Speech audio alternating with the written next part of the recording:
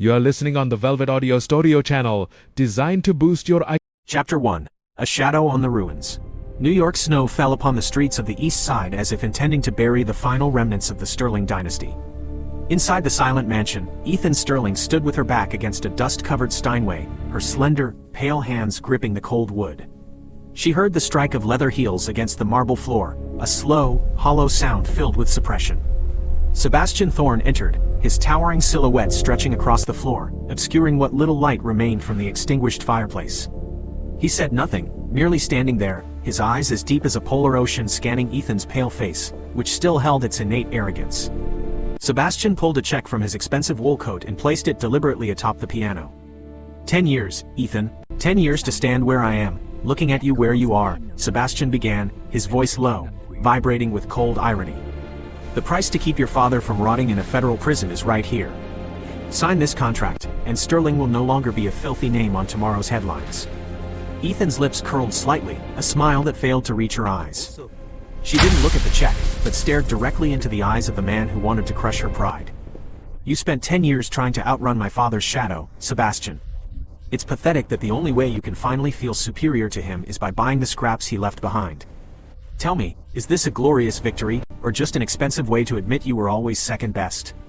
The veins on Sebastian's forehead twitched. He stepped closer, his breath smelling of tobacco and mint surrounding Ethan's space. He reached out, roughly grabbing her chin and forcing her head up. Second best is currently holding the power of life and death, while first place is trembling and begging for salvation. Don't use that sharp tongue with me, Ethan. It won't help you pay a single cent of your debt.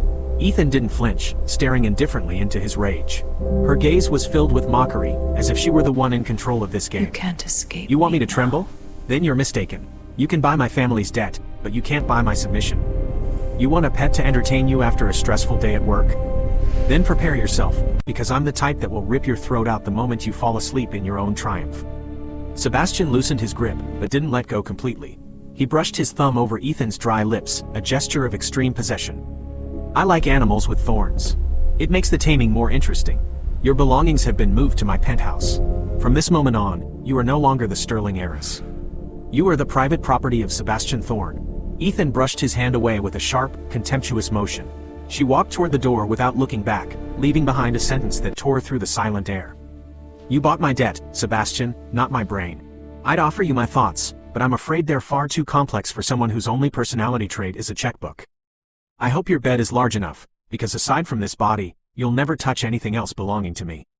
Sebastian stood still in the dark room, watching the straight back of the woman who had lost everything but remained as arrogant as a queen. He laughed, a dry, hollow sound. This game had only just begun, and he knew Ethan Sterling was the sweetest poison he had ever craved to taste. A black limousine waited outside in the heavy snow. Ethan stepped inside, feeling the warmth of the heater, but her heart remained frozen. She knew she had entered a golden cage where every breath came at the cost of humiliation. But Ethan wasn't the type to surrender. If Sebastian wanted to play a power game, she would show him what an internal coup looked like. As the car rolled forward, Sebastian sat beside her. He didn't touch her, but his presence felt like a mountain weighing on Ethan's chest. There's a gala at the plaza tomorrow. The entire financial world will be there. You'll accompany me as my special advisor. Don't disappoint me with this funereal look. Ethan turned to Sebastian with a look of pure pity. Special advisor? You're not even confident enough to admit to the world that you bought me?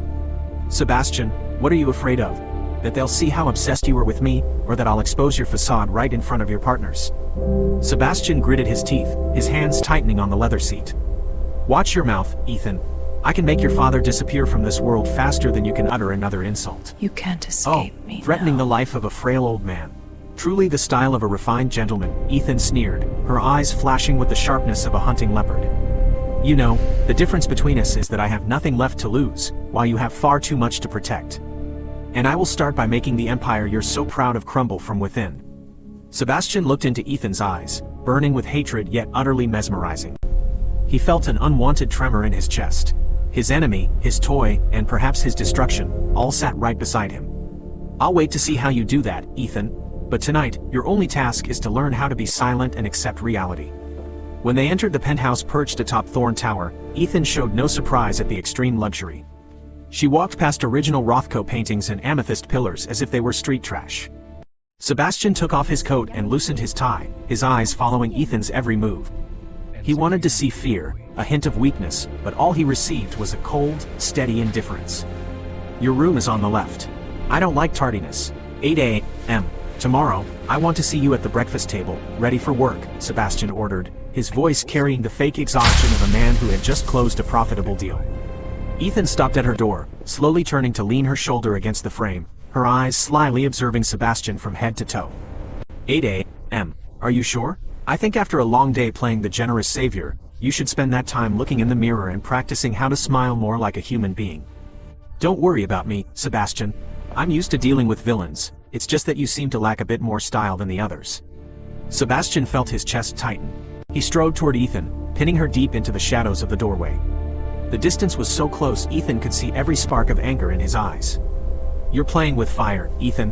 I paid for a life. Don't force me to revoke it earlier than planned.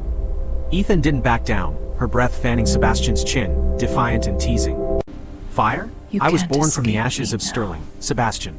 You think this little heat scares me? On the contrary, I wonder, when you turn off the lights and lie alone in this empty apartment, do you see yourself as a king, or just a pathetic child trying to buy attention with someone else's money? He didn't answer, instead letting a cruel smile creep onto his lips. Sebastian reached out and turned off the hallway light, leaving them both in the thick silence of the New York night. He leaned close to her ear, his voice husky. Sleep well, Ethan. Dream of the empire you just lost, because from tomorrow, you'll have to learn how to kneel beneath mine. Ethan said nothing more, slamming the door right in Sebastian's face, a sharp sound affirming that this war would have no room for mercy. Inside the room, Ethan leaned her back against the door, her chest heaving violently.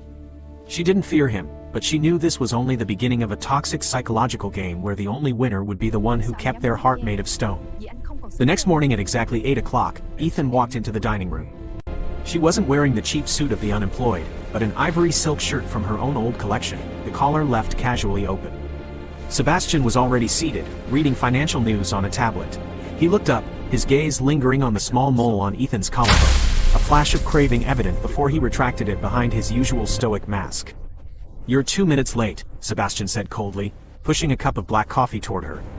I'm not late. I was just giving you time to enjoy your final moments of peace. Ethan sat down nonchalantly, crossing her legs and looking at the lavish food as if it were poison. Black coffee? You think I'm as bland as your aesthetic?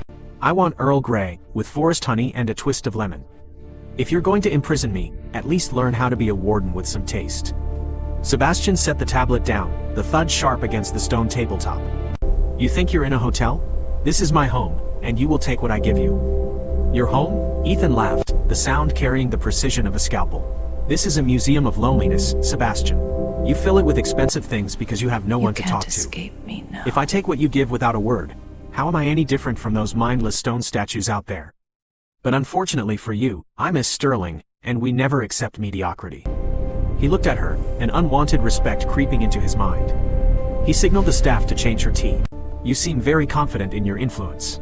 Let's see if you keep that arrogance tonight at the plaza when everyone who used to flatter you sees you walking behind me like a settled debt. Ethan took a sip of the freshly brought tea, her expression as satisfied as a cat that had gotten its way. They will look, yes, but they won't see a debt.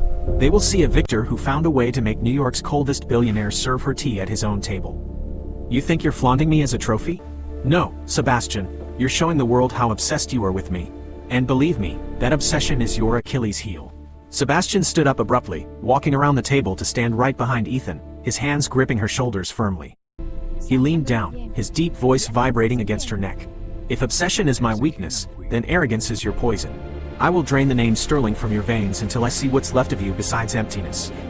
Ethan tilted her head, lightly touching Sebastian's hand, the heat from his skin radiating through, but her voice remained ice cold. Try it, Sebastian, but be careful, because even when I am nothing but a pile of ash, I'm still enough to burn you every time you try to touch me. The evening at the plaza went exactly as Ethan predicted. The flash of paparazzi cameras, the fake smiles of the high society, and the heavy scent of expensive perfume. Sebastian appeared like a god of the new financial empire, and Ethan walked beside him, radiant and sharp as a black diamond. The whispers began. Ethan heard them, words like bankruptcy, pet, debt. She didn't bow her head. She smiled, a smile that made those whispering feel a chill down their spines. A woman in a bright red Chanel gown approached. She was the daughter of one of Ethan's father's old rivals. Oh, Ethan, I thought you'd be in a dark cellar somewhere? Surprising to see you still have the strength to wear designer clothes to a party. Ethan took a glass of champagne from a waiter's tray, her gaze sliding over the woman indifferently, as if looking at a stain on the floor. A dark cellar? Perhaps you're confusing me with the aesthetic of your own bedroom. Don't worry about me, I still wear designer because I'm a sterling. And you? No matter if you wore the entire store, you'd still look like you were trying to compensate for a severe lack of intelligence. Sebastian stood by, not interfering. On the contrary, he relished Ethan's sharpness. He placed a hand on Ethan's waist, an overt act of marking his territory. She isn't used to the truth, Ethan. Don't frighten her. Ethan turned to Sebastian, her smile widening, full of danger. You're right, the truth is often painful. Like the truth that every man in this room is looking at me with desire, while they look at you with fear. A fascinating combination, isn't it, Sebastian? He leaned down and kissed her earlobe, an act that made Ethan tremble for a split second, though she quickly regained her composure. They fear me because I can destroy them. They crave you because you are the most beautiful thing they can never have. But tonight, they all have to remember one thing. You belong to me. Belong to you? Ethan took a step back, escaping Sebastian's embrace, the champagne glass in her hand tilting slightly. You may own my signature on a contract, Sebastian, but never mistake keeping a bird in a cage for owning its song. My song. It is reserved for your destruction. The gala continued, but in Sebastian's eyes, the entire world held only Ethan Sterling, a fallen angel with wings made of daggers, ready to pierce anyone who dared to touch her, even the man who had bought her soul with a blank check. Chapter 2. The Hunter's Rules. The next morning, Sebastian's penthouse was blanketed in an atmosphere thick with hostility. Ethan stepped out of her room, not with the demeanor of someone who had been sold the night before, but as a queen inspecting her conquered territory. She wore a form-fitting black silk dress with a slit that climbed dangerously high up her thigh, every step an act of pure defiance. Sebastian was seated at the head of the long mahogany dining table, a copy of the Wall Street Journal in his hands. He didn't look up, but the tightening of his jaw betrayed that he was acutely aware of her presence. You're 5 minutes late, Sebastian said coldly, his voice like the strike of flint on steel. You can't escape In this me house, now. my time is money. And I don't pay to wait for you. Ethan languidly pulled out the chair opposite him, the legs screeching against the marble floor with an ear-splitting wail.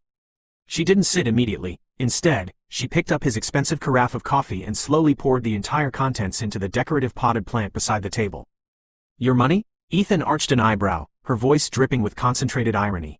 Sebastian, you really ought to learn the difference between being wealthy and having class. You have billions of dollars, yet you drink this burnt swill? It's exactly like your soul, bitter, cheap, and trying far too hard to be bold when there's actually nothing inside. Sebastian slammed the newspaper onto the table, his deep blue eyes streaked with crimson. Ethan Sterling, you would do well to remember exactly who pulled your father out of the gutter. Oh, why bring that up? It only makes you look more pathetic, Ethan sneered. She leaned in close, her face inches from his, the scent of her expensive perfume invading his every sense. You didn't save him out of the goodness of your heart. You saved him because you craved the feeling of standing higher than a sterling. But look at you, sitting in a multi-million-dollar penthouse and still auditing every minute of a woman's time. You aren't my master, Sebastian.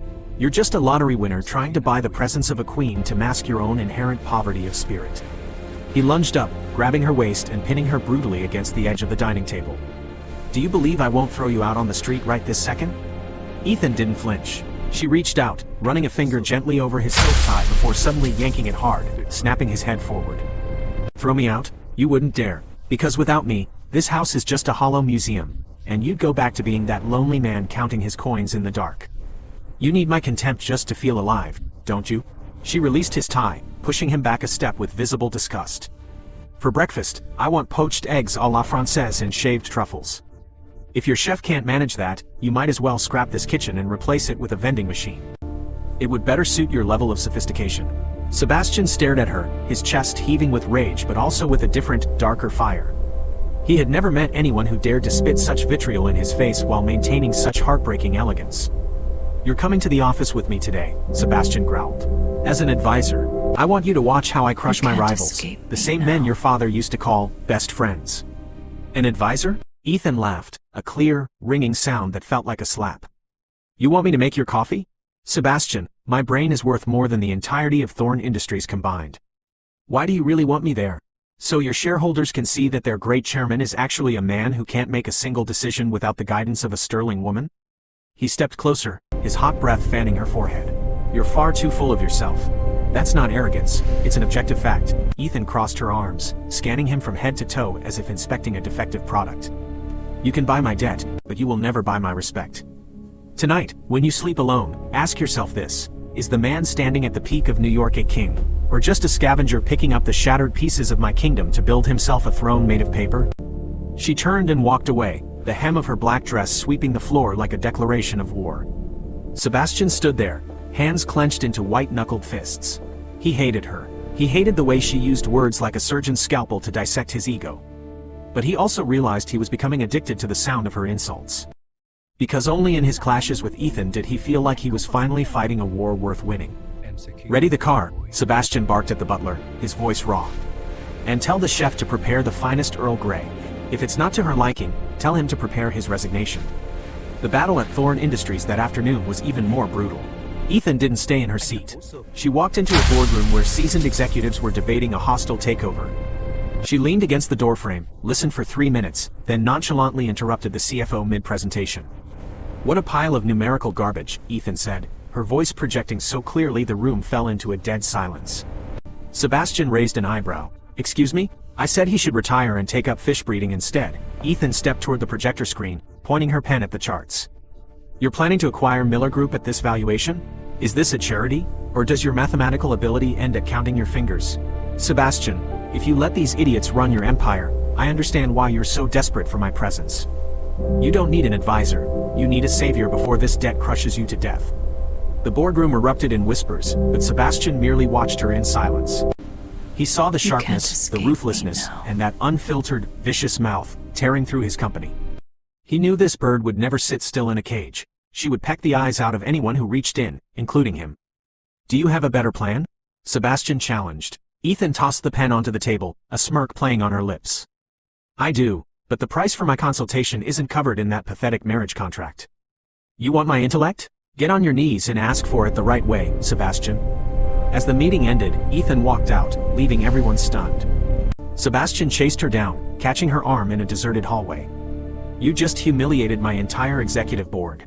"No," Ethan spun around, her eyes as sharp as daggers. "I just showed them that their chairman is a mediocre man using a debtor to teach them how to get rich. Sebastian, you should thank me for not charging you for today's kindergarten lesson. Now, take me to dinner. I'm starting to feel nauseous from the scent of intellectual poverty in this office." Sebastian looked at her, his anger morphing into a frenzied desire. He wanted to break her pride, but he also wanted to see her stand at the top of the world and insult everyone right alongside him. The game had only just begun, and the hunter was realizing he might actually be the prey. Chapter 3: Cracks in the Glass. An evening at a legacy steakhouse reserved for Manhattan's elite. The air was thick with the scent of aged oak and premium cigars.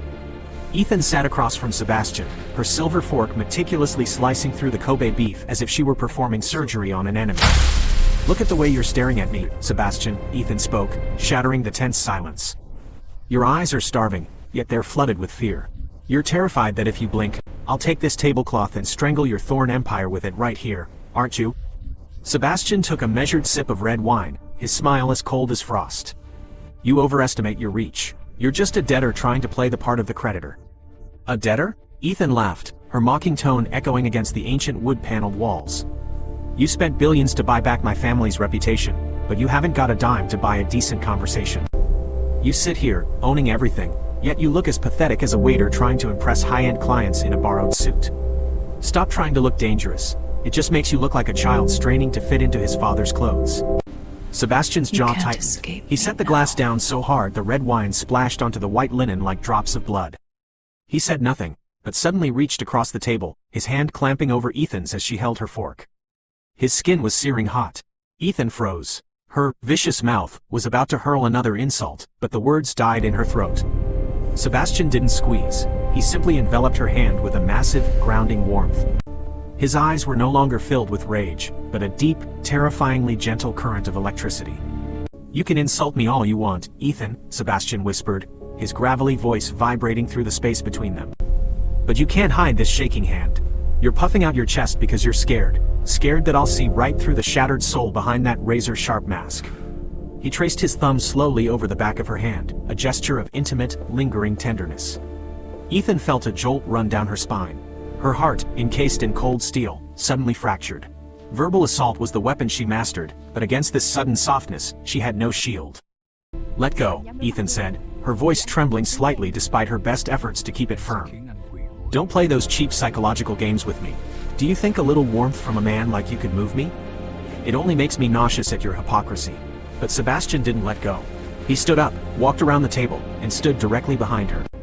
He leaned down, placing a kiss, light as a passing breeze, on the top of her head.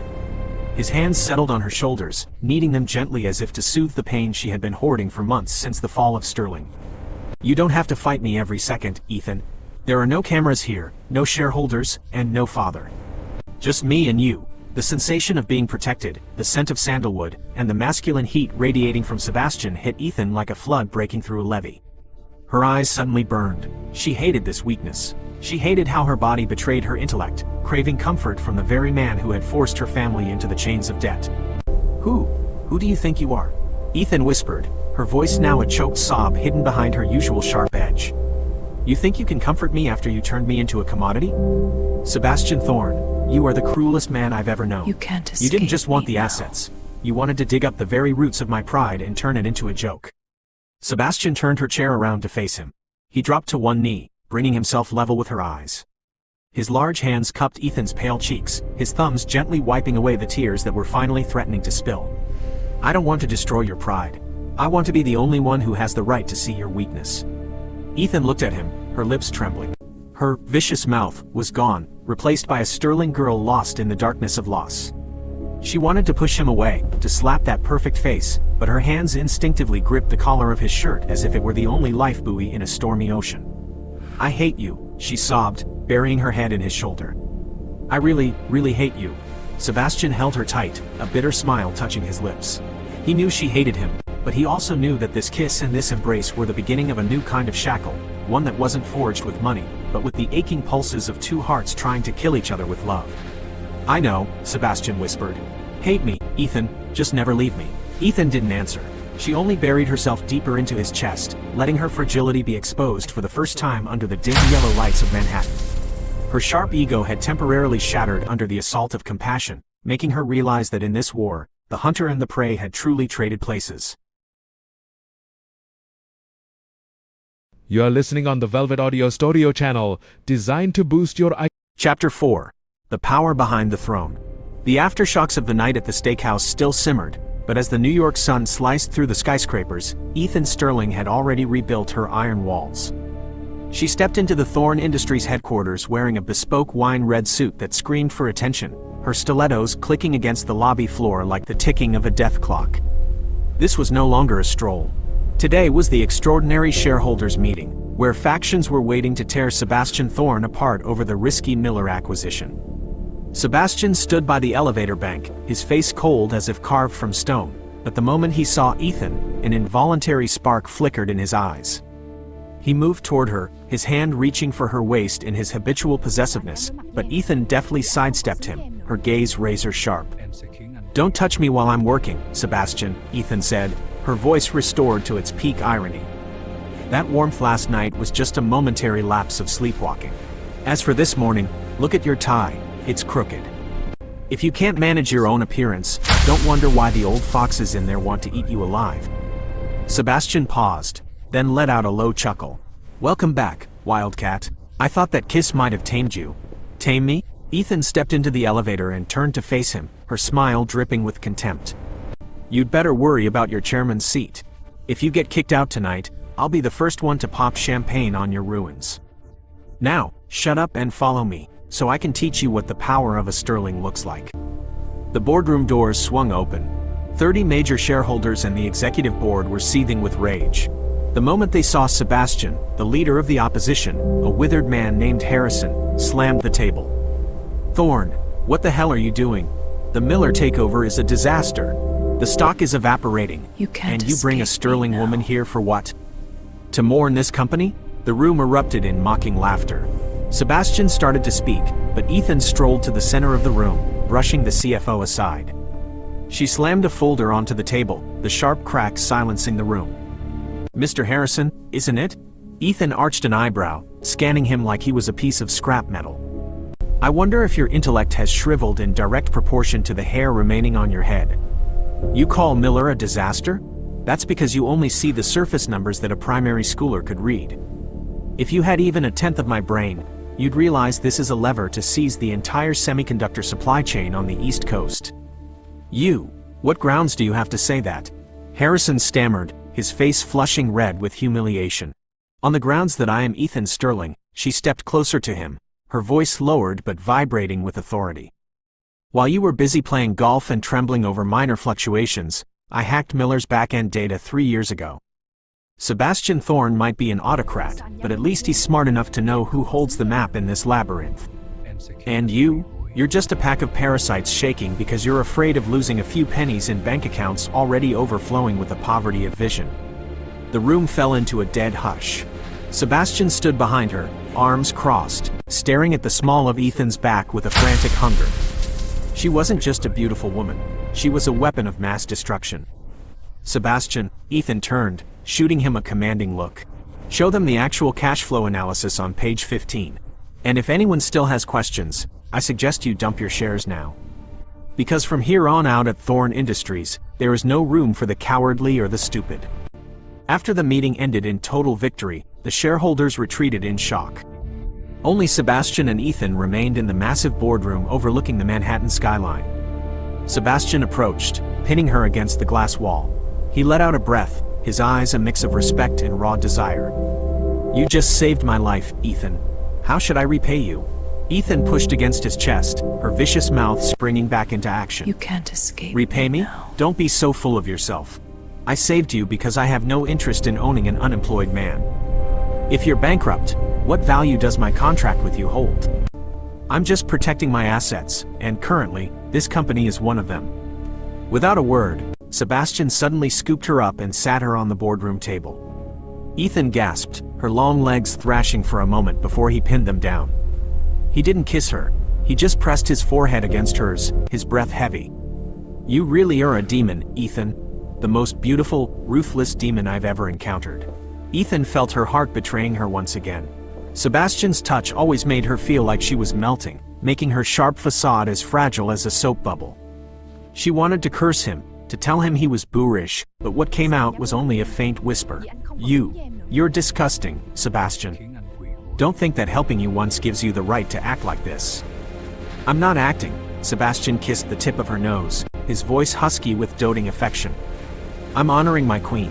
Tonight, I'll show you what a winner's real reward looks like. Ethan turned her face away, hiding her blushing cheeks, but her hands instinctively tightened on his shoulders. We'll see if you're even competent enough to satisfy me, you nouveau riche billionaire. Chapter 5. The Spy Game. New York's lights glowed brilliantly outside, but inside Ethan's private study at the penthouse, darkness prevailed. She sat before 3 computer monitors running lines of complex code. The blue light from the screens reflected off her cold face, highlighting eyes that calculated every move on the power board. There was a hidden file buried deep within the Thorne Industries servers, something Ethan had silently planted from the very first day she stepped foot inside. It was evidence of a murky merger Sebastian had orchestrated 10 years ago, something that could cause the billionaire to lose everything. Just You one can't click, escape Ethan me whispered, her finger hovering over the enter key. Your kingdom will crumble, Sebastian. And Sterling will rise again. The door swung open abruptly. Ethan startled, quickly switching her screen to a harmless Excel spreadsheet. Sebastian walked in, holding a small velvet box. He wasn't wearing his suit jacket, just a white shirt with the top 2 buttons undone, looking both effortless and dangerous. Working again? Are you planning to turn my company into yours overnight? Sebastian approached, placing the box on the desk. Ethan spun her chair around, her vicious mouth immediately reactivating. If I wanted to, I would have done it last week. You should feel lucky I'm cleaning up the trash your useless employees left behind.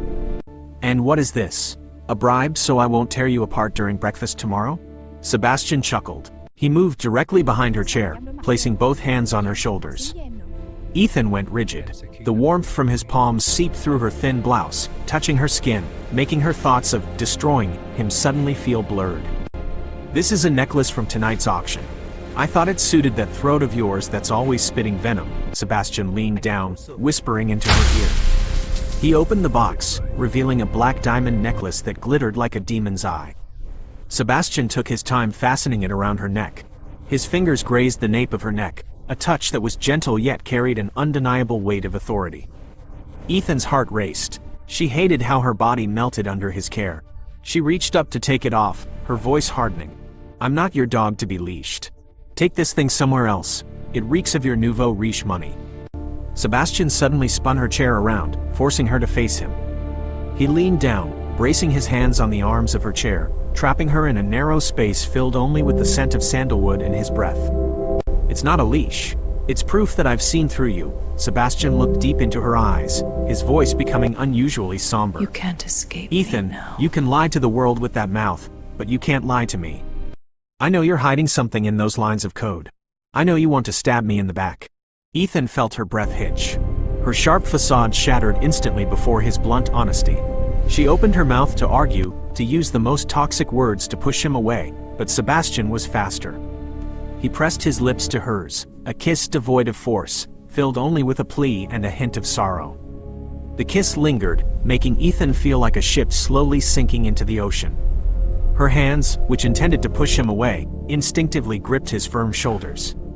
She tasted the bitter notes of wine and the sweetness of betrayal. Sebastian broke the kiss, his forehead still resting against hers. "If you want to destroy me, do it. I'll give you the highest level access codes. But don't expect me to let go of your hand." Ethan looked at him, her eyes red from the vulnerability she had just exposed. She wanted to kill him and collapse into his arms at the same time, to cry for everything she had lost. You're insane," Ethan whispered, her voice cracking. "Do you think doing this will make me soft? You stupid billionaire, you just handed your enemy the weapon to kill you. If it's you, I'm a willing victim." Sebastian kissed the corner of her eye, where a single tear had just escaped. That night, after Sebastian left the room, Ethan stood before her monitors. Her finger touched the enter key. All the data to annihilate Sebastian Thorne was ready. But the black diamond necklace around her neck felt cold, like a reminder. She was a sterling, and she had to have her revenge. But she was also a woman who had just found the only warmth in a life of storms. Ethan turned off the computer, leaned her head against the desk, and cried silently. This spy game, it turned out, had one victim who was being deceived more than anyone else, her own heart. Chapter 6. Predators in the Dark. The morning light in the penthouse was eclipsed by the sudden arrival of an uninvited guest. Isabella Vane, daughter of an oil tycoon and the former fiancé Sebastian had discarded to secure the sterling contract. She stood in the center of the living room, her elegant white silk ensemble a stark contrast to Ethan's dark, razor-edged presence. "Sebastian, I didn't expect you to lower your standards to the point of scavenging the remains of a dead empire," Isabella remarked, sipping tea as her eyes swept over Ethan with blatant disdain.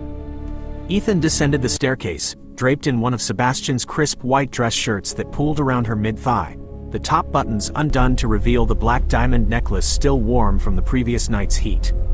She didn't spare Isabella a single glance, walking languidly toward Sebastian, who stood framed by the floor-to-ceiling glass. "Sebastian," Ethan spoke, her voice lazy but sharp as a scalpel. "You really should teach the housekeeper better waste management. I don't recall us signing up for a recycling service for outdated, expired baggage in our home." Isabella snapped upright, her face flushing a vivid red. "Who are you calling expired, you little debtor?"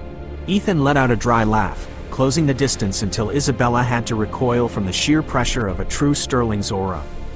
"Isabella, right? I heard your father just lost a shipment in the Gulf of Mexico. Instead of being here trying to rekindle ashes between him and me, you should go home and learn how to read a balance sheet. Otherwise, the next expired item being auctioned off will be your father's seat." "Enough," Sebastian intervened, his voice a low, commanding rumble. He stepped forward, but instead of diffusing Isabella's humiliation, he wrapped a heavy arm around Ethan's waist, pulling her flush against his chest right in front of his ex-fiancée. "Isabella, you've overstepped. Ethan is not someone you are permitted to insult." When Isabella stormed out in a fit of rage, the atmosphere didn't soften, it detonated with a different kind of pressure. Sebastian spun Ethan around, pinning her against the cold marble wall. "Are you jealous, Ethan?" he whispered, his burning gaze fixed on her tightly pressed lips. You can't escape "Jealous?" me now. Ethan shoved against his chest, her vicious mouth firing up to camouflage her thundering heart. "Don't flatter yourself with such cheap delusions. I just didn't want her bargain bin perfume contaminating my workspace. You think I care who you sleep with? You narcissistic billionaire, you could sleep with all of New York for all I care. Just don't bring any pathogens back to this penthouse. Sebastian didn't say a word. He knew the only way to silence that lethal mouth. He hoisted her up abruptly, forcing her legs to lock around his waist. Ethan gasped, about to hurl another insult, but her words were devoured by his predatory kiss. This wasn't the pleading kiss of the night before. This was a claim, a war of the flesh. Sebastian carried her into the bedroom, where the New York sun was strangled by charcoal drapes, creating a private sanctuary thick with the scent of lust and frantic craving. He threw her onto the silk sheets. Ethan panted, her hair splayed across the pillows, her eyes red as she glared up at him. Are you resorting to force now? How very typical of a nouveau riche brute who doesn't know how to behave. Sebastian stripped off his tie, his gaze never leaving hers. I'm not using force, Ethan. I'm using the truth. The truth is you crave me just as much as you hate me.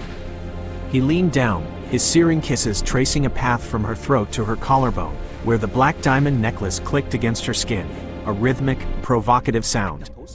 Sebastian's hands, rough but desperate, mapped her curves, forcing a choked moan from Ethan's throat that she couldn't suppress. This union wasn't just physical, it was a merging of two lonely souls trying to find a foothold in a cruel world. Ethan felt herself liquefying under his intensity. She clawed at his back, her nails digging into his skin as if trying to leave her own permanent mark on her enemy's body. In the height of the crescendo, as their breaths became one, Ethan whispered into his ear with a broken voice, Sebastian, if you ever dare to betray me, I swear I will make you the most destitute man on this planet. Sebastian paused for a fraction of a second, looking deep into her tear-veiled eyes, then kissed her forehead with a tenderness that was almost painful. I've been destitute from the moment I met you, Ethan, because my entire world is currently held in these arms. That night, amidst the tremors of the body and the bonding of the soul, Ethan realized she had fallen into a trap far more dangerous than debt. It was the trap of emotional dependency on the very man she was destined to destroy.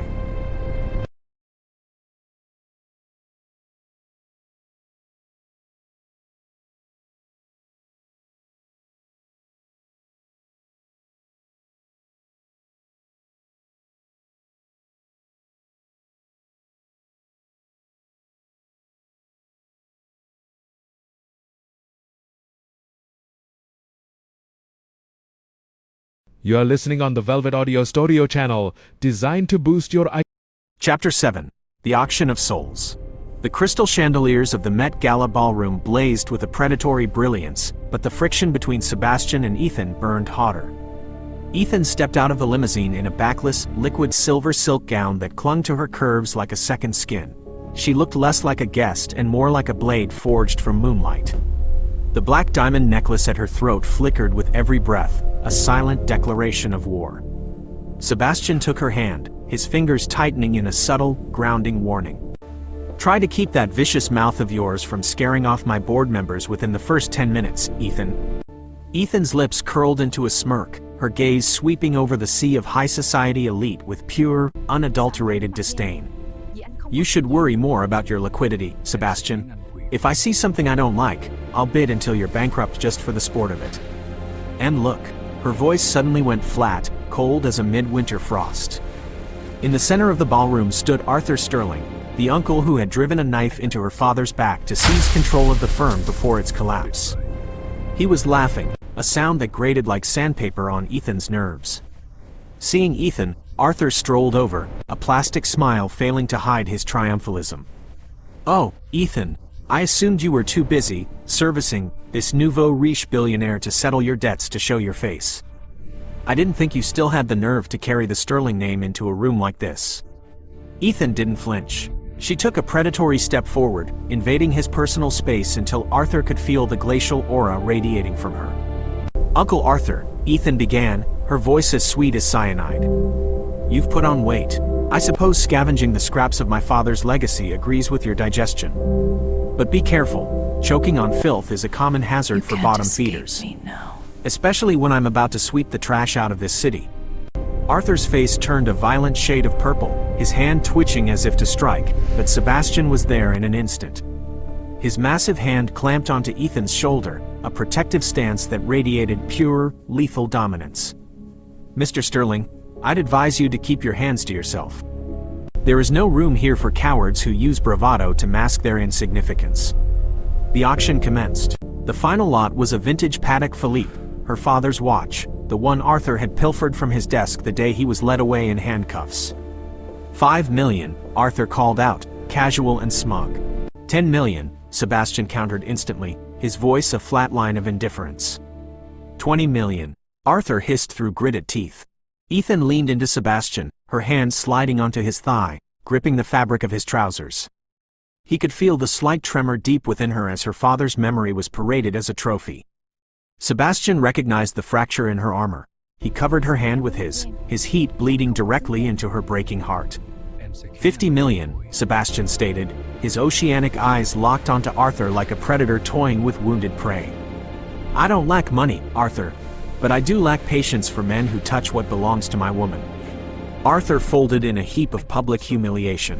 When they returned to the penthouse, the repressed tension of the entire evening detonated. The moment the door clicked shut, Ethan slammed Sebastian against the wall, fist bunching in his collar, her eyes rimmed with red, a cocktail of fury and raw vulnerability. "Who do you think you are? You think you can buy my gratitude with a check? You think $50 million erases the fact that my father is rotting in a cage?" Ethan screamed, her vicious tongue finally dissolving into jagged, broken sobs. Sebastian didn't offer excuses. He hauled her into his chest, pinning her thrashing arms against his torso. "I'm not buying your gratitude, Ethan. I bought back what was yours because I couldn't stand the way you looked at that man with such absolute devastation." He kissed her then, a desperate, scorched earth kiss that tasted of salt and frantic longing. Sebastian lifted her effortlessly, backing her onto the dark ebony desk. Maps and high-stakes files were swept onto the floor in a frantic clutter of paper. His touch tonight wasn't a power play, it was a violent act of solace. Ethan finally surrendered. She clung to his shoulders, her legs locking around his hips as he entered her, a connection so profound it felt like an ache. Under the dim, amber glow of the study, Sebastian whispered against her neck, "Stop fighting me, Ethan. Use me as your weapon. I will be the hand that holds the sword while you burn down everyone who ever made you cry." Ethan let out a broken moan, burying her face in the crook of his neck. For the first time, her fragility was completely entwined with his possession. She knew that tonight, she hadn't just reclaimed her father's watch, she had lost the final piece of her defense to the man she was supposed to hate. Chapter 8, The Coup. The atmosphere inside the penthouse this morning was thick with the scent of a slow-motion execution. Spread across the marble table wasn't the French breakfast Ethan adored, but a heavy stack of legal documents and grainy paparazzi shots of Sebastian and Ethan at the plaza. Arthur Sterling had made his move, and he wasn't aiming for their finances. He was aiming for total humiliation. A sex slave contract masquerading as a special advisor role. Ethan read the tabloid headline aloud from her tablet, her voice as sharp as a jagged shard of ice. "Sebastian, are you truly this incompetent at security? Or did you actually want the whole world to know exactly how much you bought me for?" Sebastian stood by the floor-to-ceiling window, a cigar in his hand emitting a thick, acrid haze. He turned, his eyes exhausted but still burning with a terrifying possessiveness. "Arthur bribed your father's former attorney. He's suing me for asset misappropriation and abuse of power, claiming I coerced you into an illegal relationship." Ethan let out a laugh, a mocking, skin-crawling sound. She stood up, sauntering toward him until her slender fingers grazed the hard muscle of his chest. "Coerced? Oh, Sebastian, don't they know you had to practically beg on your knees for me to help you keep that chairman's seat? But look at this." She pointed to a confidential file tucked deep within the mess. "Arthur doesn't just have my contract. He has proof that you secretly funneled money to the judges in my father's case 10 years ago. You didn't save him, Sebastian. You were the one who greased the rails to send him to prison so you could legally cannibalize Sterling." Ethan's hand suddenly bunched into his collar, pulling him down. Her eyes were a scorched red. The vulnerability of the night before had been incinerated by a cold, lethal fury. Her vicious mouth spat words like shrapnel. "Did you think your kisses could mask the stench of betrayal? You're a demon wearing a savior's mask, Sebastian Thorne. You didn't buy me because you loved me. You bought me to keep the only living witness to your crimes under your thumb. Sebastian didn't deny it. He caught her wrists, pinning her against his chest, his breath heavy with a bitter edge. Yes, I did it. I pushed your father over the edge because it was the only way I could build this empire and bring you to me. Do you think a sterling princess like you would have ever looked at a penniless nobody like me if your family was still at the top? Ethan moved to slap him, but Sebastian locked her hands down. This contact wasn't sweet, it was searing and agonizing, a physical interrogation. He threw her down onto the silk sofa, hovering over her with his massive frame. Arthur is out there right now with the press, Sebastian hissed, his voice raw. He wants you to sign a deposition stating I coerced you. If you sign, I lose everything, and you go free. Who do you choose, Ethan? The bitter truth about me, or the man who stabbed your father in the back? You can't escape. Ethan stared at him, her chest heaving violently. Her heart was shattered by the truth of his betrayal, but a sterling's pride refused to be a pawn in Arthur's game. She reached up, delivered a stinging slap to Sebastian's face, then immediately grabbed his tie and yanked him into a punishing kiss. The kiss tasted of blood and desperation. Their bodies tangled in a war of hatred that neither could walk away from. Ethan moaned through the gnashing of teeth, I won't stand with Arthur, because he's too pathetic for me to bother with. But you, Sebastian, I'm keeping you, because I want to be the one who personally drags you to hell after we crush my uncle. Sebastian let out a low, animalistic growl, roughly tearing the silk blouse from her shoulders. Their union in that moment wasn't love, it was a pact with the devil. While the world outside waited for their downfall, inside this room, they found a perverse salvation in the heat of their sinful, high-stakes friction. Ethan clawed at his back, her eyes shining with a ruthless resolve. Ready the car, you beautiful, guilty billionaire. We're going out there, and I'm going to show the world that you didn't buy me. I chose you as my most loyal pet. Chapter 9. The Queen's Gambit.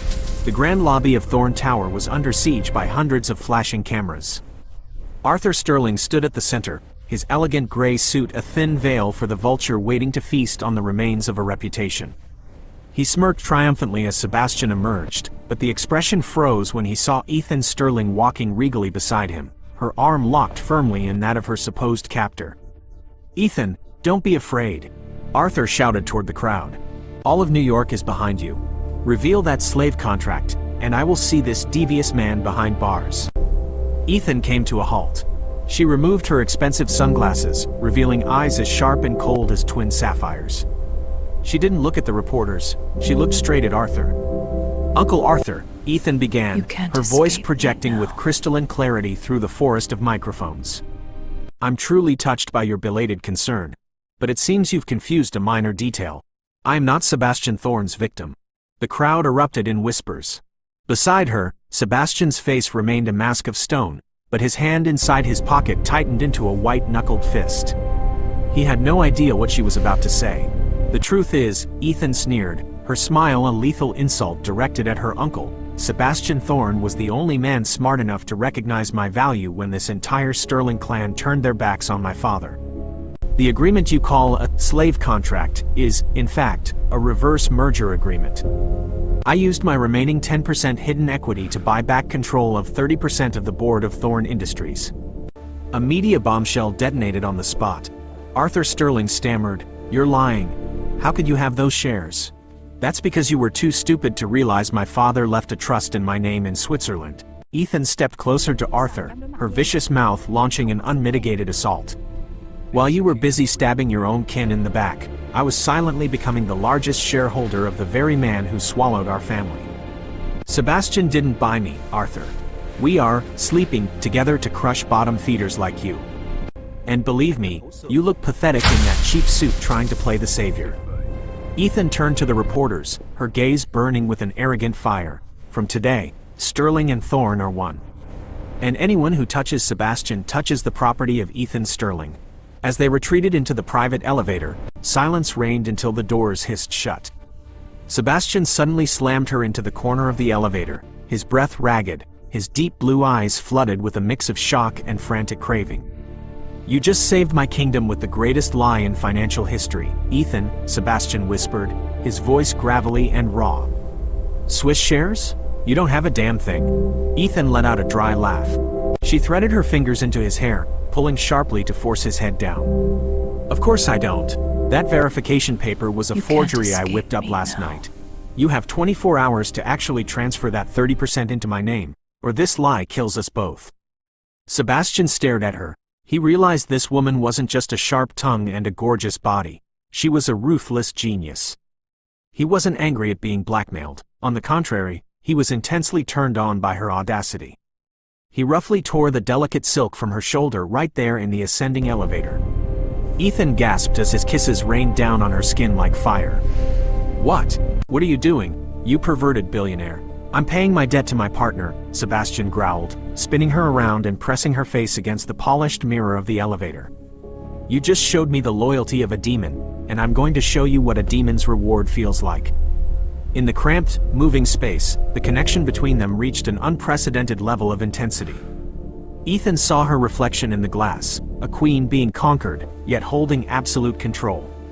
She gripped the steel handrail, every touch from Sebastian making her feel as though she were soaring through the New York clouds. Sebastian, Ethan hissed through gasps of breath. Don't forget, you still owe me Arthur Sterling's head on a silver platter. You'll have everything, Sebastian whispered against the nape of her neck, his possessiveness now transcending any contract. All of New York, and my life, if you want it. That night, standing at the apex of the tower, Ethan looked down at the city. She had protected the man she loved hated, but she also knew she had just entered a game where the ultimate price might be her own soul. Next step. Shall we proceed to Chapter 10, Dinner with Death? Arthur Sterling is backed into a corner and decides to play dirty with a kidnapping plot, forcing Sebastian to choose between his empire and the woman he worships. The Queen has returned. Tell us your thoughts on the ending. Was it justice or madness? Don't forget to follow for our next dark series.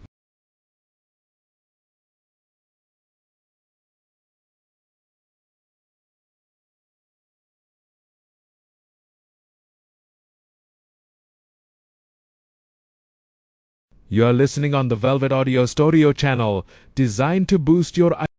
Chapter 10. The Fall of an Empire. When Sebastian collapsed, the scene devolved into absolute chaos.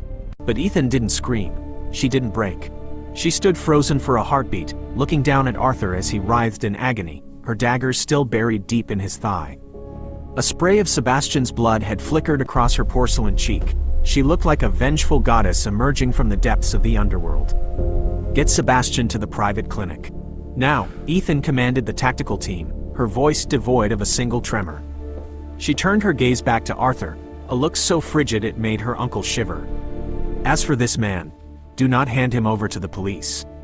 Take him to the sub-basement of Thorne Tower. I'm not finished with him yet. 2 hours later, in the high-security bowels of Thorne Tower, Ethan had traded her tattered silk for a skin-tight black dress, her lips painted a lethal blood red. She stepped into the lightless room where Arthur was chained to a chair. Upstairs, Sebastian was under the surgeon's knife, but down here, Ethan was the sole architect of the game. What are you doing? You're Ace Sterling. Arthur stammered, terror etched into every line of his withered face. Precisely. I am a Sterling. And you are the stain on that name, Ethan remarked coolly, casually flipping through a leather-bound folder. You thought I came here to save my father? He died to me the day he let you stab him in the back. I'm not here for him. I'm here for what's mine.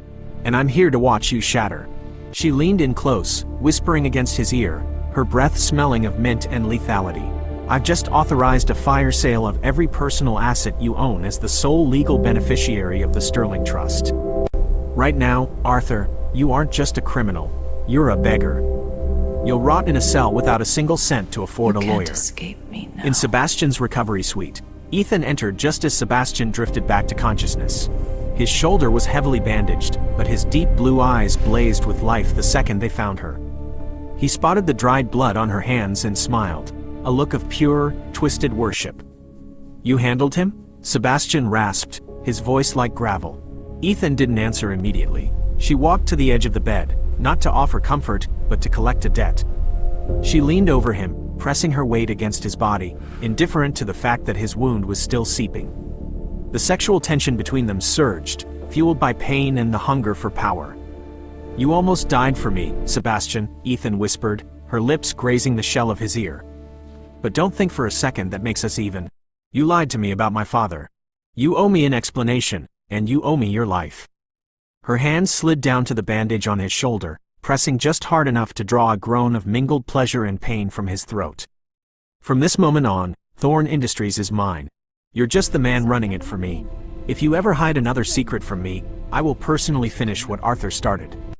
Sebastian wasn't angry. He hooked an arm around her neck, dragging her down into a fierce, scorched earth kiss, tasting of iron and absolute possession. I told you, Ethan, I'm yours. This kingdom, this life, take them. Torment me however you see fit. In that moment, the line between enemy and lover was incinerated. Ethan realized she didn't just want revenge, she wanted to dominate the man who had tried to own her. She would turn Sebastian into her sharpest blade to conquer all of New York, even if it meant becoming the most ruthless demon the city had ever seen.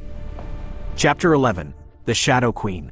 The rhythmic click of Ethan's stilettos echoed against the marble floors of the Thorne Industries boardroom like the slow, deliberate cocking of a hammer.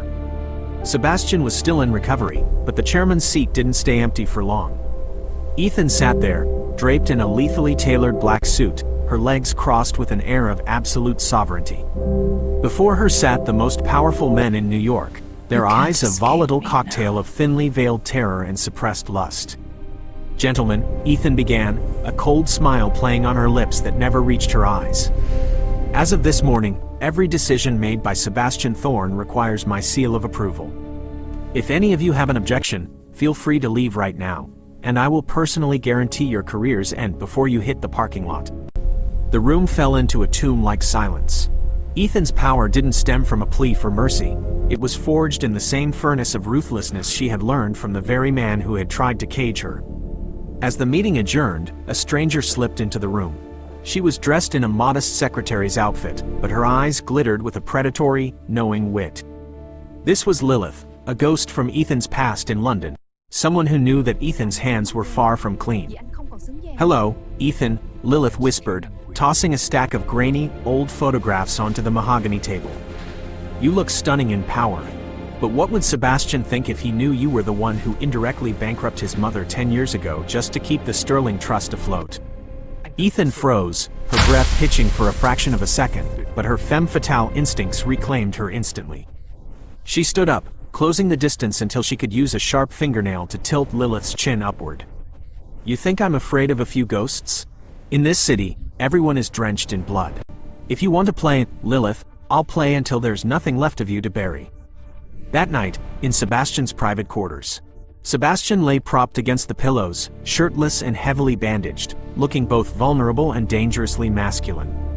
Ethan entered without a word. She didn't offer a greeting, she simply straddled him, her knees pinning his hips to the mattress. The air between them thickened, suffocating with the scent of antiseptic and expensive perfume. "You're hiding something from me, aren't you?" Sebastian rasped, his large hand sliding up her bare spine, pulling her flush against his chest.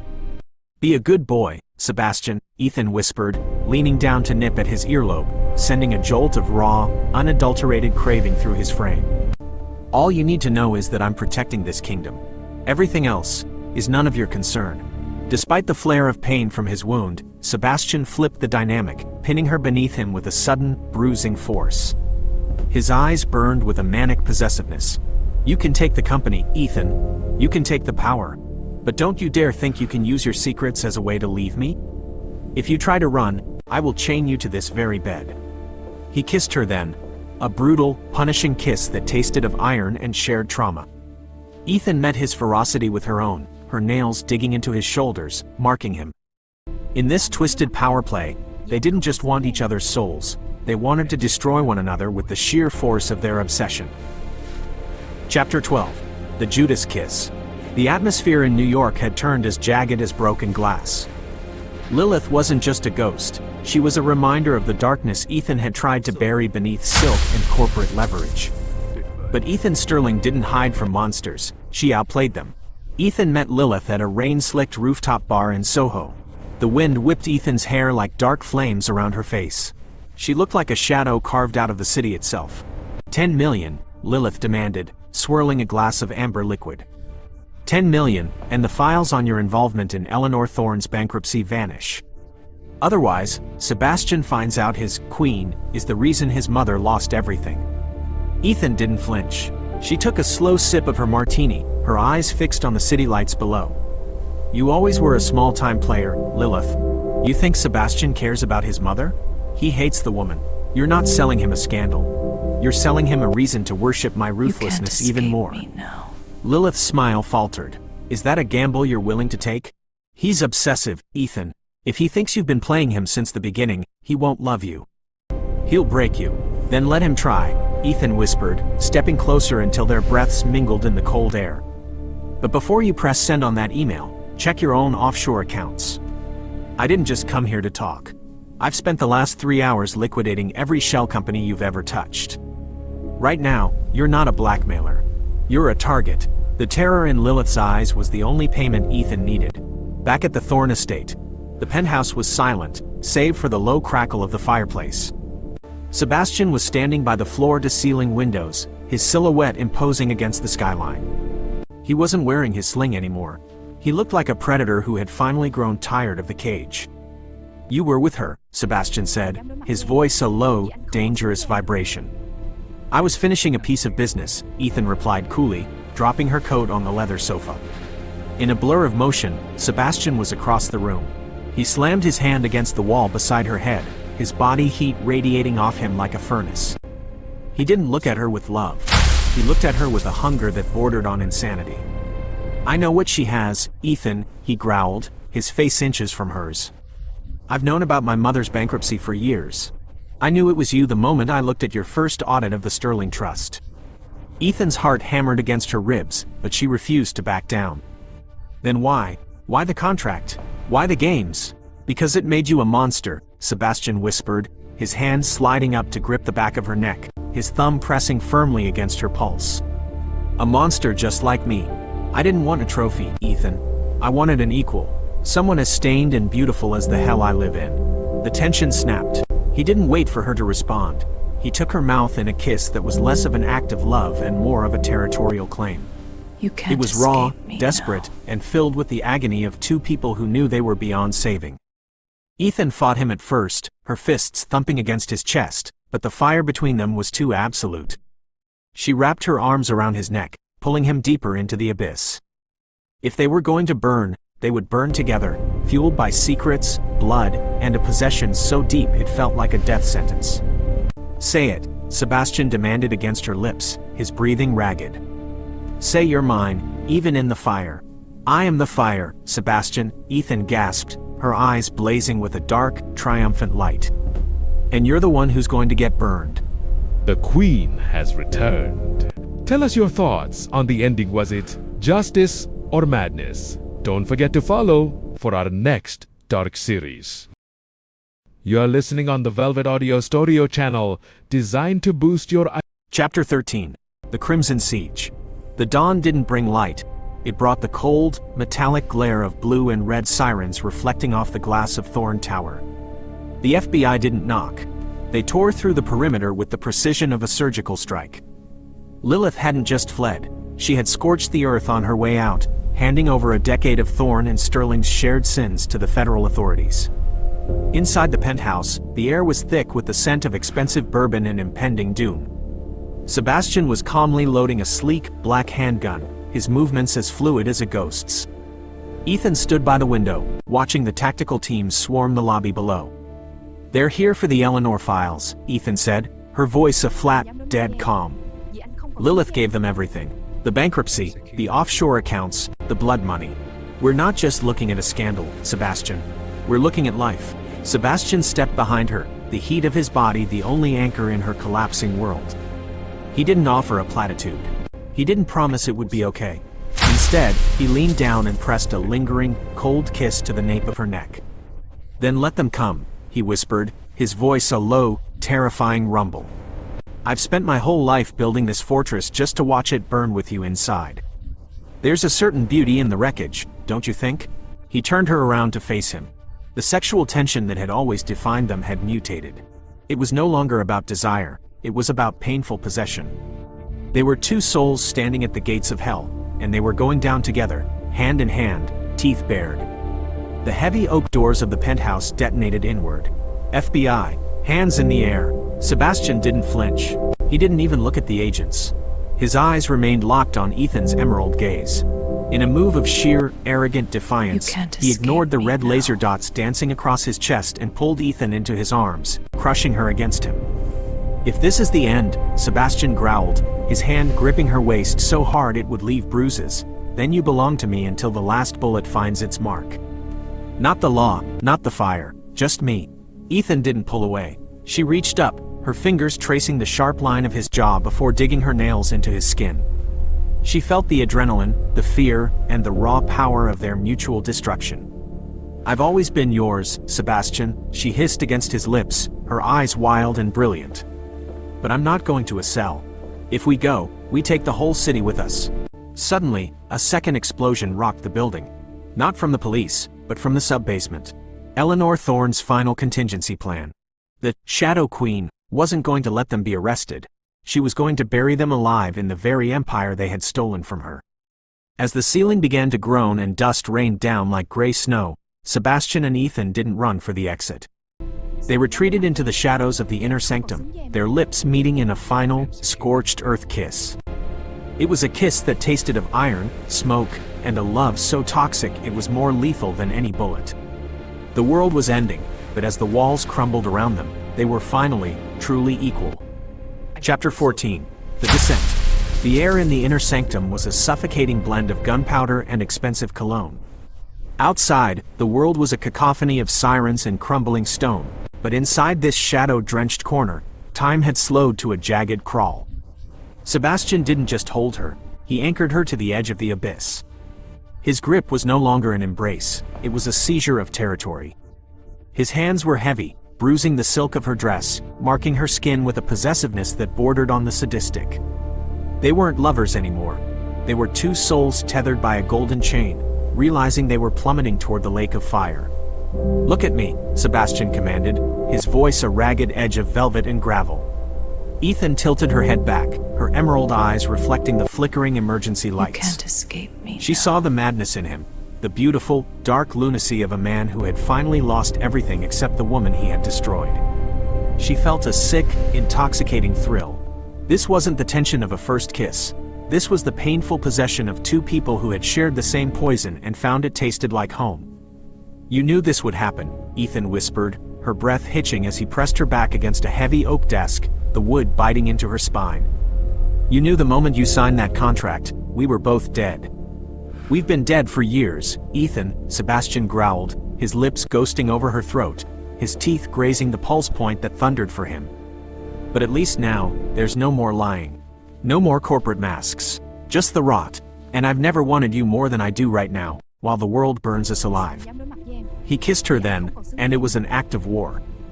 It was a kiss that didn't ask for permission, it demanded surrender. It tasted of blood from his split lip and the bitter ash of their fallen empire. Ethan met his ferocity with a desperate hunger of her own, her nails scratching through his shirt, wanting to draw blood, wanting to feel the reality of him before the floor fell out from under them. The sexual tension had curdled into something far more primal, a need to own the other's soul before the FBI or Eleanor's bombs could take their bodies. It was the frantic, beautiful agony of knowing that the person holding you is the same one who pushed you off the cliff. "If we're going to hell, Sebastian," Ethan gasped, her voice breaking as he hoisted her up, his hands tangling in her dark hair, "I want to be the one holding the leash when we get there." Sebastian let out a low, dark laugh, a sound of pure, unadulterated worship. "You always were a devil, Ethan Sterling. That's why I chose you. To be my queen in the wreckage." The ceiling groaned again, a tectonic shriek of steel and concrete. Dust cascaded down like a shroud, coating their skin in a ghostly gray. They didn't move, they didn't run, they stood in the center of their dying kingdom, locked in a brutal, bone-deep embrace. In this final descent, the pain was the only thing that felt real. The possession was the only thing that mattered. They weren't just going to hell. They were bringing the fire back with them. Chapter 15. The Throne of Ash. 1 year later, the iron gates of the federal penitentiary groaned open with a dry, metallic shriek, exhaling Ethan Sterling back into the biting chill of a New York dawn.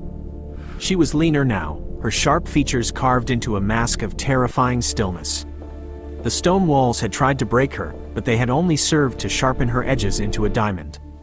A glossy black Maybach sat idling at the curb, a dark beast waiting in the fog. The man who stepped out wasn't a chauffeur. It was Sebastian Thorne. He looked different, hollower, his jawline more lethal, his icy blue eyes now harboring a void that could swallow the sun. He didn't speak.